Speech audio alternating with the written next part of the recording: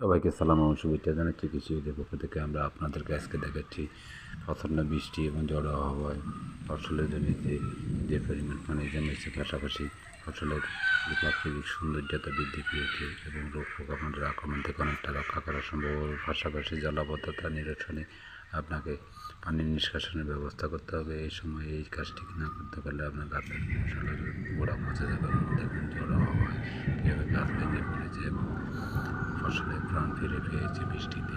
এই মুগ্ধতা বৃষ্টি, রহমতের বৃষ্টি এবং অতিরিক্ত তাপদাহের পরে এই বৃষ্টিতে আপনার ফসলে যে জিনিসগুলো লক্ষ্য করবেন সেটি হলো দিয়ে এবং গাছের গোড়ায় যাতে পানি না জমে সেদিকে খেয়াল রাখবেন। পাশাপাশি গোড়া পচা রোদে আপনি যে কোনো একটি ছত্রাকনাশক ব্যবহার করে আপনি ফসলকে রক্ষা করতে পারেন। পাশাপাশি আপনার ফসলের যাতে কোনো রকমের ক্ষয়ক্ষতি না হয়, যদি বাউনি ভেঙে যায় তাহলে এটা পুনরায় স্থাপন করবেন। পাশাপাশি আপনার জমিতে যাতে পানি না জমে থাকে পানি নিষ্কাশনের ব্যবস্থা করবেন এবং উপরি সার প্রয়োগ করবেন একটু পরে, কারণ পানি নিষ্কাশন হওয়ার আগে সার প্রয়োগ দিয়ে যাবেন না। পাশাপাশি আপনার জমিতে দেখুন আমরা বৃষ্টিতে আপনাদেরকে দেখাচ্ছি ফসলের বৃষ্টিতে ক্ষতি হয়েছে।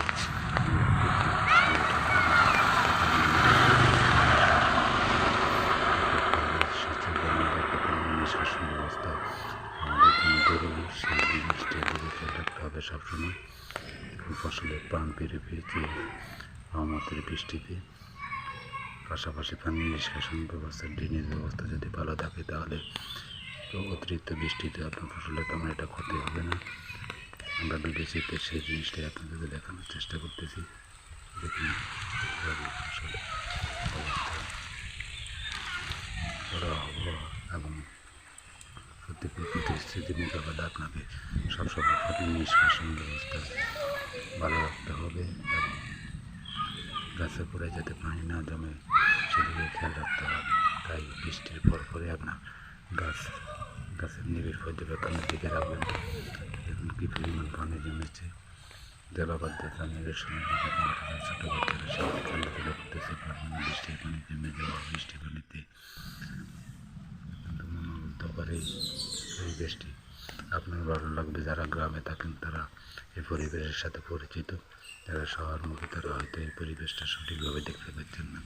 তাই গ্রামকে ভালোবাসুন, গ্রামের প্রকৃতিকে ভালোবাসুন, প্রকৃতির সাথে মিশে থাকা যে কত আনন্দের সেটি দেখার ব্যবস্থা করুন।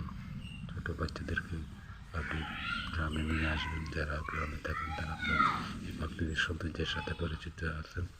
পাশাপাশি মনোমুগ্ধ করে পরিবেশটা প্রকৃতির সান্নিধ্যের সাথে আপনি ঘুরে আসতে পারেন গ্রামগঞ্জের দিকে। গ্রামের এই অপরূপ প্রকৃতি আপনাকে মুগ্ধ করবে, পাশাপাশি মনের প্রশান্তিতে গুরুত্বপূর্ণ ভূমিকা পালন করবে। এতক্ষণ পর্যন্ত আপনাদেরকে যে বিয়ে পড়া আজকের বৃষ্টিকে যে পরিমাণ ক্ষয়ক্ষতি হয়েছে সেটি দেখানোর চেষ্টা করতেছি। সবাইকে ধন্যবাদ। আসসালামু আলাইকুম ওয়া রাহমাতুল্লাহ।